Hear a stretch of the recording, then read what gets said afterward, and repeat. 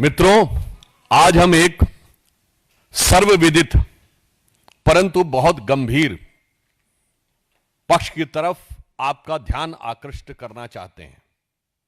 सर्वविदित तथ्य यह है कि श्री राहुल गांधी जी यदा कदा विदेश यात्रा करते हैं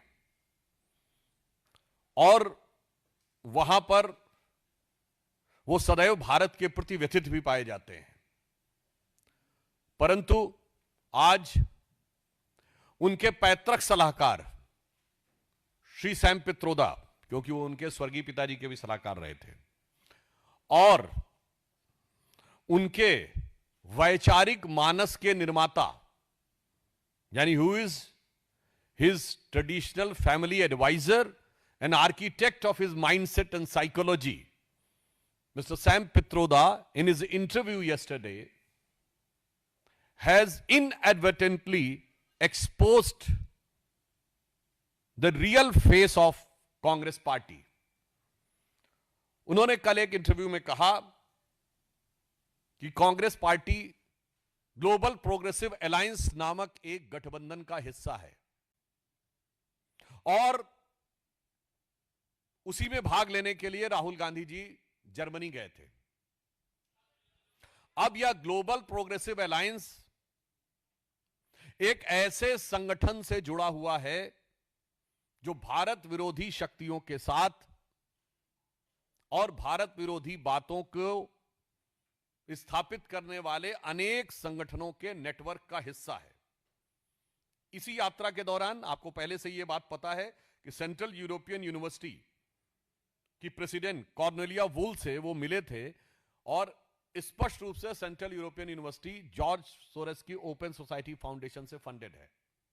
अब सैम पित्रोदा जी से जब यह पूछा जाता है कि ग्लोबल प्रोग्रेसिव अलायंस का क्या संबंध है कांग्रेस से, तो वो स्वयं रहस्योद्घाटन करते हैं कि राहुल गांधी जी उसके प्रेसिडियम हैं और सैम पित्रोदा उसके मेंबर, यानी राहुल गांधी जी उसके अध्यक्षीय समकक्ष हैं और सैम पित्रोदा उसके सदस्य हैं। और मजे की बात वो कहते हैं कि 110 कंट्रीज का डेमोक्रेसी का ये अलायंस है। मैं सैम पित्रोदा जी और कांग्रेस के तमाम वरिष्ठ लोगों से पूछना चाहता हूं, भाई साहब 110 कंट्री दुनिया में हैं कौन से जिनमें स्थायी लोकतंत्र है? मैं पूछना चाहता हूं।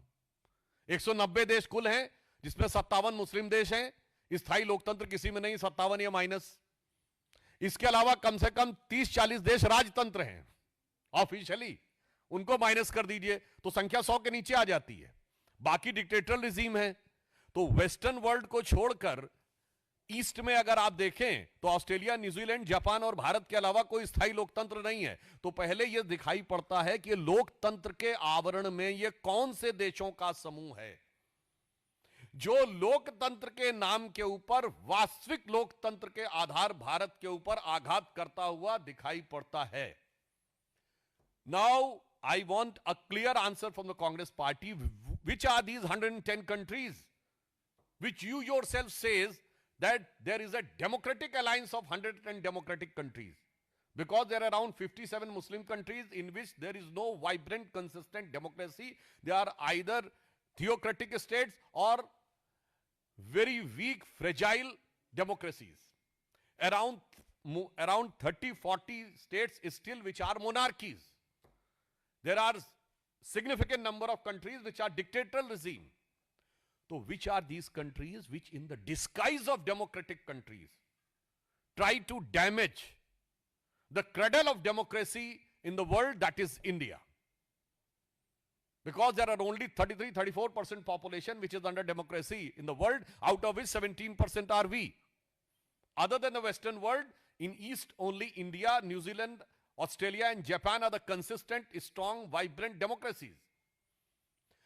So when it was asked, it has been exposed that Congress is officially there having position in that global alliance which tried to malign and mar the reputation and democracy in India. उसके बाद उनसे सवाल पूछा जाता है कि George Soros के साथ जुड़े लोगों के साथ वो उठते बैठते हैं तो वो क्या कहते हैं, मुझे कोई फर्क नहीं पड़ता।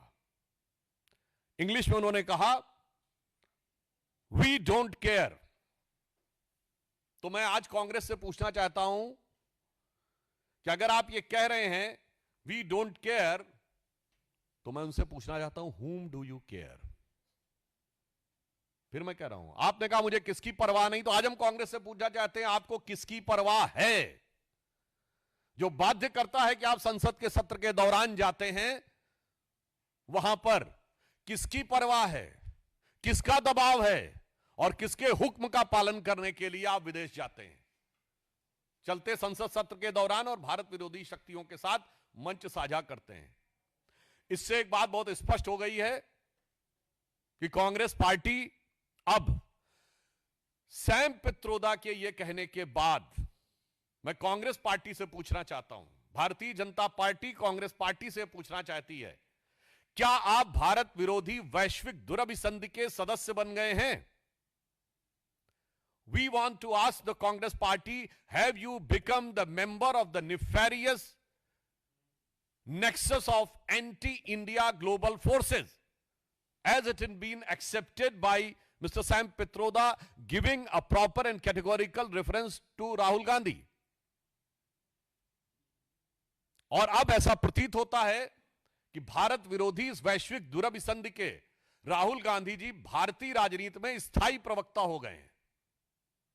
जैसे संयुक्त राष्ट्र संघ में स्थायी प्रतिनिधि होते हैं, वैसे राहुल गांधी जी भारत विरोधी वैश्विक शक्तियों के गठजोड़ के भारत की राजनीति में स्थायी प्रतिनिधि हो गए हैं। It seems if Congress doesn't reply categorically, then it can be inferred that Rahul Gandhi has become the permanent representative of anti-India global nefarious nexus to malign and mar the democratic process of India. अब इससे पहले भी याद करिए, एक संगठन FDLAP forum for democratic liberties Asia Pacific की को चेयरमैन सोनिया गांधी जी पाई गई थी। वो को चेयरमैन अभी भी हैं और ये भी जॉर्ज सोरेस से फंडेड था, जिसका जवाब आज तक कांग्रेस ने नहीं दिया हुआ है।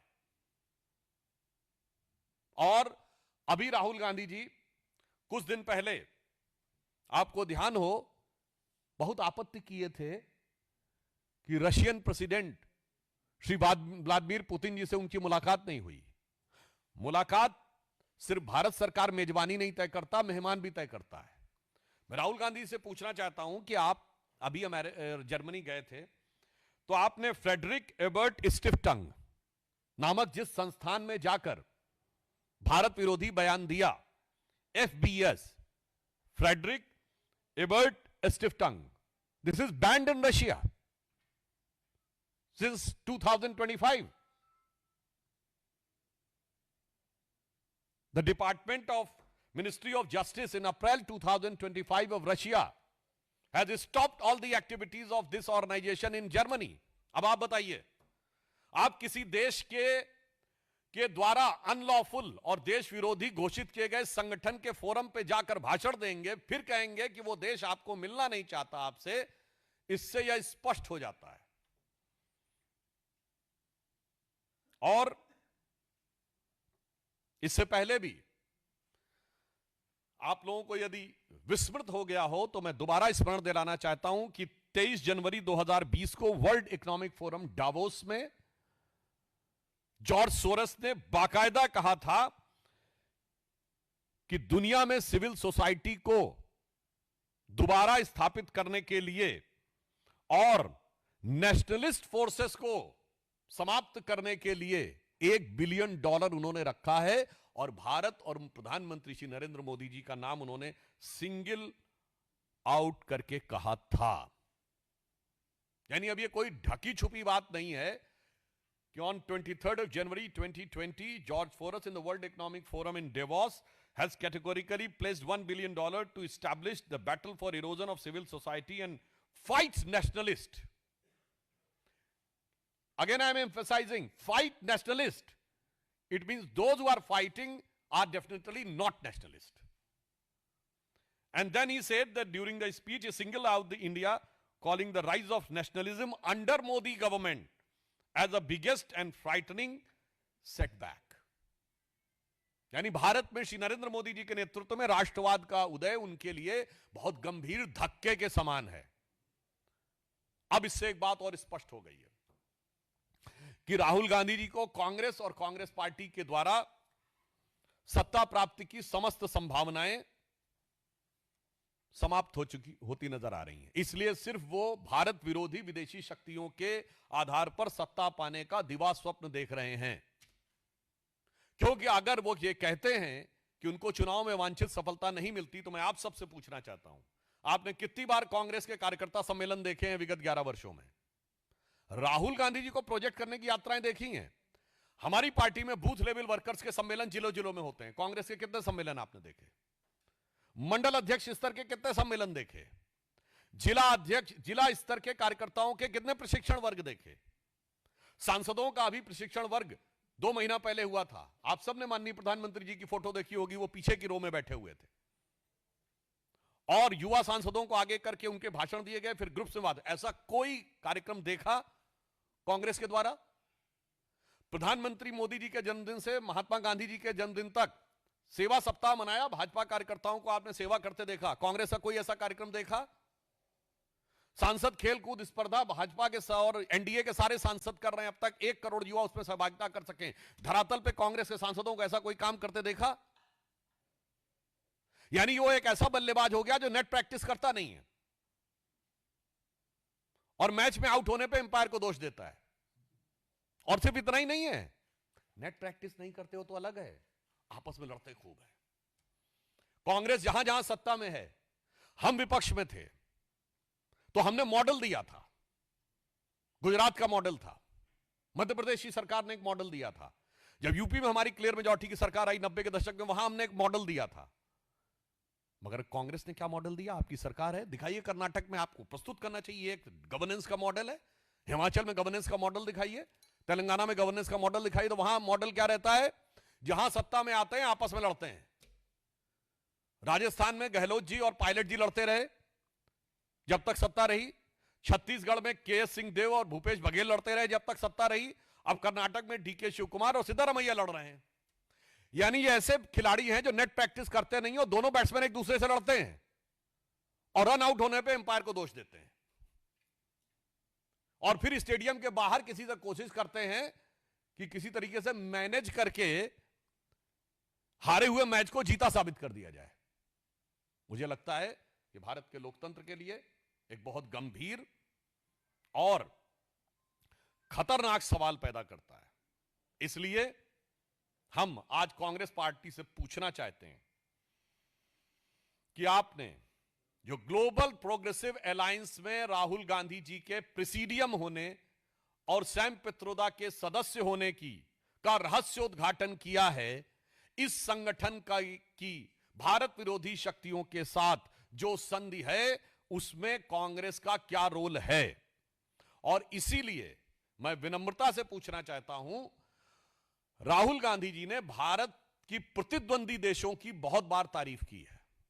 उन्होंने कहा चाइना जो है बेरोजगारी से निकल आया है। चाइना में बेरोजगारी का डाटा अगर इस समय देखें 17% है, भारत में 5% है। चाइना ने पिछले महीने रियल एस्टेट सेक्टर का डाटा देना बंद कर दिया है, सेल्स का।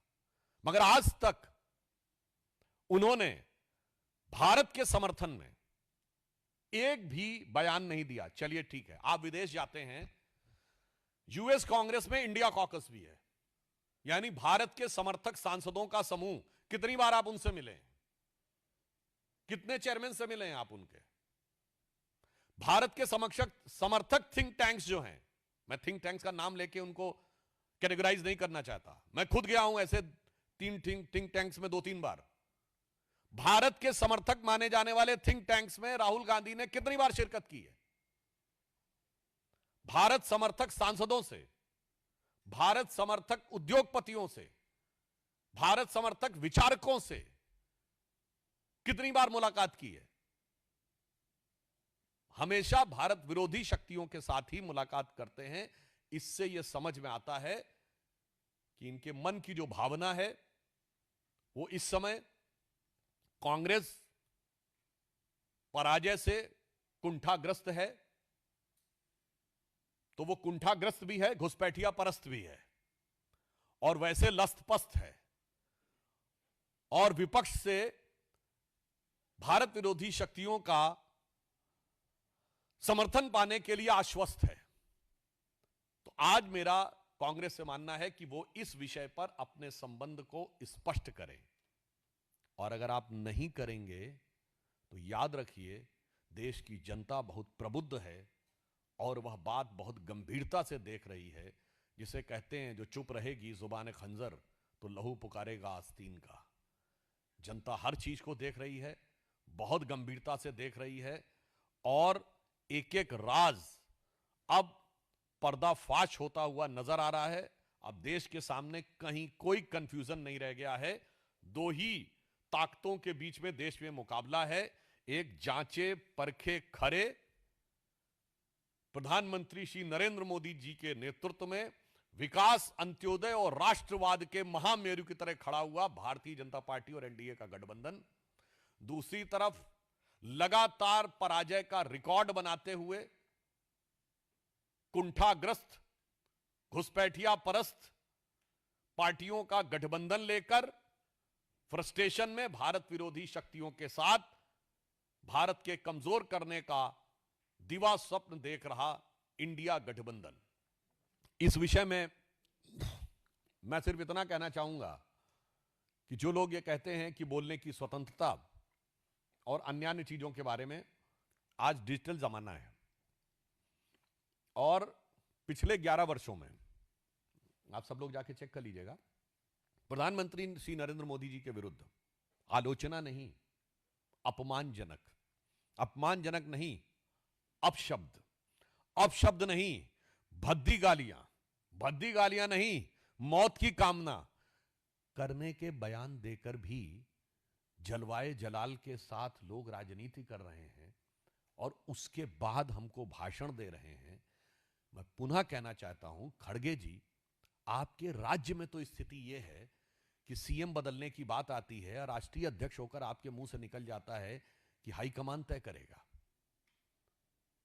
तो आप अपने राज्य में तो निर्णय लेने की स्थिति में नहीं हैं, आप लो कमांड हैं, तो हाई कमांड को आप डिक्टेट नहीं कर सकते हैं। तो मुझे लगता है देश को प्रवचन देने से बचने का प्रयास करना चाहिए।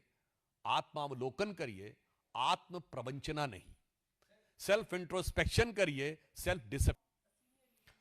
देखिए वो बड़ी प्रसिद्ध पिक्चर है जिसमें माननीय अडवाणी जी बैठे हुए हैं और उस समय युवा कार्यकर्ता थे श्री नरेंद्र मोदी जी, वो नीचे बैठे हुए हैं, आडवाणी जी बैठे हुए हैं चेयर के ऊपर। ये भारतीय जनता पार्टी की कार्यशैली का एक प्रतीक है कि धरातल से जुड़ा हुआ व्यक्ति किस प्रकार अपनी प्रतिभा, क्षमता और संगठन के सहयोग से शीर्ष स्तर पर पहुंचकर भारत के सबसे लोकप्रिय और विश्व के सबसे लोकप्रिय नेतृत्व के रूप में उभरने में सफल होता है। तो कहीं ना कहीं दिग्विजय सिंह जी को भी, अब वो बहुत वरिष्ठ हो गए हैं, राजनीति को उन्होंने देखा है, तो इस रूप में जाके हो सकता है उन्हें इस बात का एहसास हो रहा हो, क्योंकि हमारे श्री नरेंद्र मोदी जी गुदड़ी के लाल हैं और उनका नेतृत्व जवाहर के लाल जी से है। तो वो अप साइड डाउन है, इसलिए अपनी पार्टी को अप साइड डाउन लेके आए हैं। हमारे नरेंद्र मोदी जी गुदड़ी के लाल हैं, वो बॉटम से अप उठे हैं, तो पार्टी को भी बॉटम से अप करके ऊपर तक ले जा रहे हैं। मुझे लगता है ये कांग्रेस का अंदरूनी मामला है, उसमें कोई बहुत महत्वपूर्ण बात नहीं है। आपने जो सवाल किया इस पे मुझे एक चीज और ध्यान आ गई। राहुल गांधी जी की समझ पे सवाल दिग्विजय सिंह जी ने नहीं उठाया है। बराक ओबामा ने अपनी किताब द प्रॉमिस लैंड में चैप्टर नंबर 24 में लिखा है, and I quote, Rahul Gandhi has a nervous uninformed quality about him as if he were a student who's done the coursework and was eager to impress the teacher but deep down lacked either the aptitude or the passion to master the subject। यानी वो एक ऐसे छात्र की तरह हैं जो अपने टीचर को प्रभावित करने की छटपटाहट में बहुत कुछ भाव भंगिमा तो दिखा रहा है, पर वास्तविक ज्ञान और गंभीरता का उसमें अभाव है। अब यहां पर मैं एक और बात कहना चाहता हूं, भाई साहब, यूएस प्रेसिडेंट किसी के बारे में अगर ओपिनियन बनाता है तो ये यूएस में बहुत डाउन द लाइन आर्काइव्स में जाता है। उसके बाद यूएस में उनको बुलाया जा रहा है बड़ी बड़ी यूनिवर्सिटीज के द्वारा। यह अपने आप में आश्चर्यजनक नहीं लगता आपको? मतलब ये तो अमेरिकन सिस्टम के लिए मैं पूछना चाहता हूं, उनके लिए एक फूड फॉर थॉट है मेरा, and I want to put for a food for thought for American establishment. If your president has this type of opinion about a person, then how he can be allowed and how he was invited for Ivy League universities to give an objective view, and the view can be considered objective. This questions the objectivity and neutrality of the entire foreign visits of Rahul Gandhi. वैचारिक रूप से विरोधी party नहीं है, वो विचारहीन party है, क्योंकि विचारधारा आधारित भारत की राजनीति में दो ही दल हैं, भारतीय जनता पार्टी और कम्युनिस्ट पार्टी. कांग्रेस नेता आधारित दल है. Congress is fundamentally a leader based power oriented party. We are cadre based ideology oriented party. तो विचारधारा वाली पार्टी हम हैं, और उनकी विचारधारा इस समय एक है, जैसे पानी के बगैर मछली छटपटाती है, वैसे सत्ता के बगैर कांग्रेस छटपटा रही है. और यह बात मैं ऐसे ही नहीं बोल रहा हूं. 2014 में उनको लगा था कि तुक्का लग गया, 19 में तो हम आ जाएंगे. आपने देखा होगा 19 के बाद छटपटाहट बढ़ी है. ये जॉर्ज सोरस का बयान मैंने जनवरी 2020 का कोट किया है. और 24 के बाद वो छटपटाहट तड़फड़ाहट में बदल गई है. तो उनकी विचारधारा सत्ता है, हमारी विचारधारा राष्ट्र की महत्ता है, कर चुकी है. और भारतीय जनता पार्टी सभी वर्गों का सम्मान, सबका स्थान और सबके उत्थान के विचार के ऊपर आधारित होकर चलती है. और जो पार्टियां जातियों का नाम लेकर जातियों को अपमानित करने के भाव से राजनीति करती हैं, याद करिए बिहार में लालू प्रसाद यादव जी का फेमस डायलॉग होता था, भूरा बाल साफ कर रहा हूं, तो 4 जातियों का नाम था. गुजरात में माधव सिंह सोलंकी, खाम, KHAM 4 जातियां. हरियाणा में अजगर 4 जातियां. कर्नाटक में अहिंदा 4 जातियां. तो जातियों के आधार पर समाज के टुकड़े करके राजनीति करने के ख्वाब देखने वालों को जरा बिहार से देखना चाहिए. जो कहते थे भूरा बाल साफ कर रहा हूं लालू जी, उनके बिटवा ने आके पूरा बाल साफ कर दिया है, मुंडन करवा दिया है. तो आगे विरोधियों को भी इसके लिए तैयार रहना चाहिए.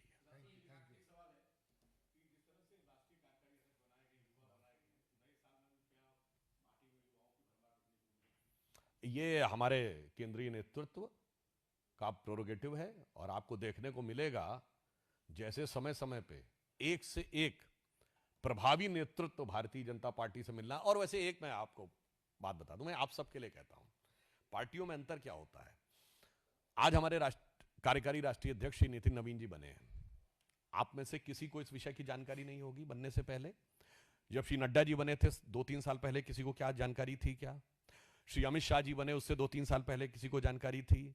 श्री नितिन गडकरी जी बने उससे पहले कोई 2-3 साल पहले किसी को जानकारी थी? श्री राजनाथ सिंह जी दिसंबर 2005 में बने, 2-3 साल पहले किसी की जानकारी थी? ये होता है कार्यकर्ता आधारित व्यवस्था. और आज मैं आपसे पूछूं, जब अमृत काल समाप्त होगा 2047 में भाजपा का राष्ट्रीय अध्यक्ष कौन होगा? कोई नहीं बता सकता आप में से, मगर कांग्रेस में बता सकता है कि अगर पार्टी रही तो राष्ट्रीय अध्यक्ष या वास्तविक राष्ट्रीय अध्यक्ष, यानी राष्ट्रीय अध्यक्ष या हाई कमांड, जिसके हाथ में कमान होगी, वो इसी परिवार से होगा.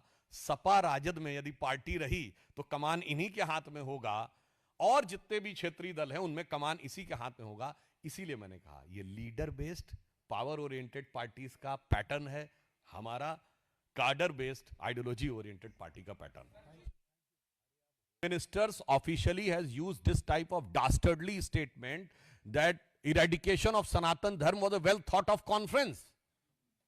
And they have audacity to say that they want to have a communal harmony in the country. And moreover that, the next day, Hindu Dharma is a virus. It is a corona. And they want to create hatred among the states. What type of dastardly statement was given by DMK minister about the Bihar people? We do not consider any work as low or mean. What he has said कि बिहार वाले लोग यहां पर toilet साफ करने के लिए आते हैं. And not only this, you remember in 2023 when BJP won Rajasthan, Madhya Pradesh and Chhattisgarh, there was a statement by DMK minister कि BJP सिर्फ गोमूत्र के राज्यों में जीत सकती है. So I would like to convey it through you to Mr. Stalin that you want to create a disharmony among states by using the word कि BJP गोमूत्र के राज्यों में जीत सकती है. We have expanded down the south and others, that's altogether different. But one thing मैं DMK से कहना चाहूंगा, there is a antifungal, antibacterial, medicinal patent for gomutra in US, and the patent number is 6410059. Kindly convey it to Stalin ji and his ministers that you are saying that the BJP can only win in the gomutra states, and there is a US patent for antibacterial, antifungal, medicinal properties for gomutra, that is 6410059. So you have to clean your Macaulay Marxist mindset or the Stalin's legacy through gomutra, then you will be able to have an organic, natural mindset to witness the